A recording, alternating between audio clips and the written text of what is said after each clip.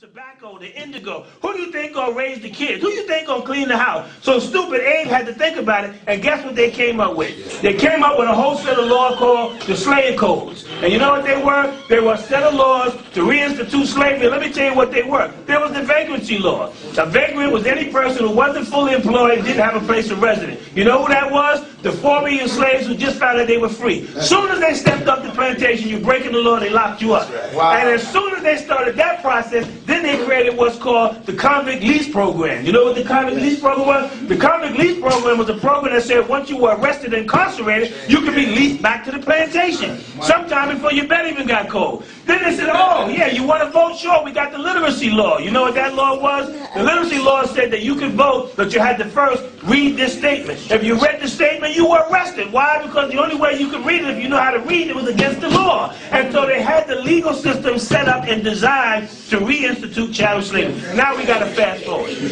But we don't got a lot of time.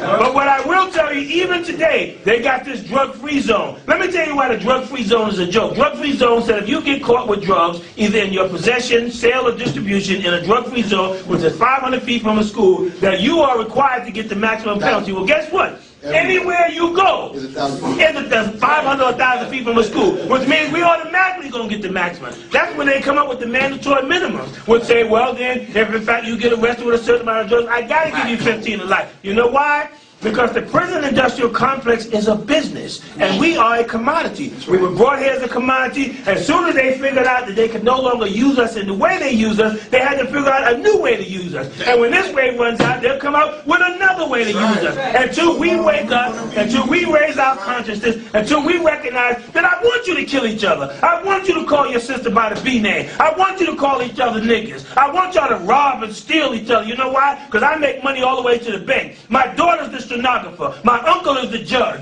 My nephew is the prosecutor. My cousin is the defense attorney. And my brother is the correction officer. My other cousin is the warden. And if you die and kill each other, I make the embalming fluid to bury your dead ass. And then on top of that, I build the coffin. So I'm making money across the board. So I don't want you to get conscious. I don't want you to be in a room teaching each other. I don't want you to raise your level of thinking. I want you to go out there and bang each other. I want you to go out there because when you do that, my son, who's not yet born, can have an education at Harvard. I can buy that yacht that I always wanted. I can live in a life of luxury, and I can continue to capitalize off your stupidity. That's what the prison industrial. Now I got to fast forward to one more piece. This is the final piece that I got to go because we ain't got a lot of time. We heard a lot tonight. We got to get out on the streets and do some work. Come on down.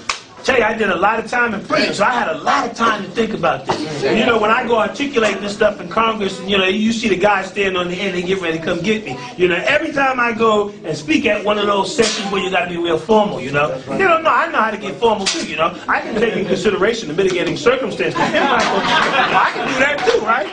I learned that too, but I also know how to keep it real.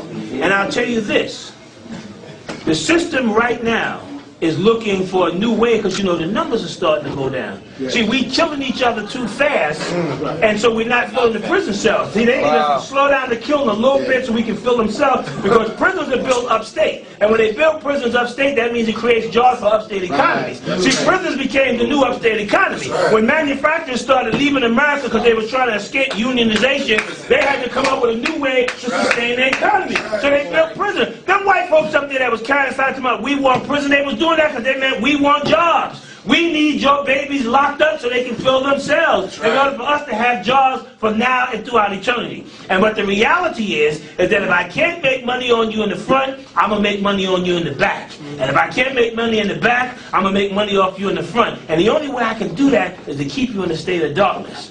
The only way I can do that, I got to keep you asleep. The only way I can do that, I got to keep you focused on killing each other so you don't have time to figure out who the real enemy is. So I got to keep you in the Willie Lynch syndrome. I got to keep the tall against the short, the light against the dark, the weak against the strong. I got to do that. I got to tell you, oh, this guy ain't real. Guy told me recently I'm not real because I wear a suit and tie. What kind of foolishness is that? Black people come in all shapes and sizes, you know. Somebody's got to be the intellectual. Somebody got to crunch the numbers. I don't necessarily like it, but I got to do it because I got to be able to come out and explain the numbers. So this is how the number game works. Do you know every time we go upstate to prison, it's ching-ching? You know they got this thing called gerrymandering. Gerrymandering means when you get locked up, they send you 100 and something miles away, 200, 300 miles away. What that means, all the money that comes from your hood goes upstate. Right. So every time they do the census count, they have to count you in that county as if you're a resident of that county. When they do that, they say we have an exploding population and we need more money to build more hospitals, schools, and roads, which those folks is never going to use. And the fact of the matter is that the person who's going to make it responsible for them to secure that money is going to be the elected official up there who's representing the interests of his real constituency. It ain't you. Why? Because you locked up and you can't vote. But we don't recognize that, so we continue to feed into our own self-destruction. We continue to feed into our own demise. And we think we doing something, but the only thing we doing is we dancing to the tune. And so there's some white folks sitting back in a place that they call Silicon Valley, and they right there computerizing, and they figuring out the next way that they can use us as consumers. I tell you, y'all killing each other a little bit too fast, and themselves is starting to be empty. They don't like an empty cell, so they figured out new ways. For those guys who stand on the corner slinging jokes about somebody told them to drop the dime on you, gotta drop a dime on you. They got a whole thing right. They don't even use infrared anymore.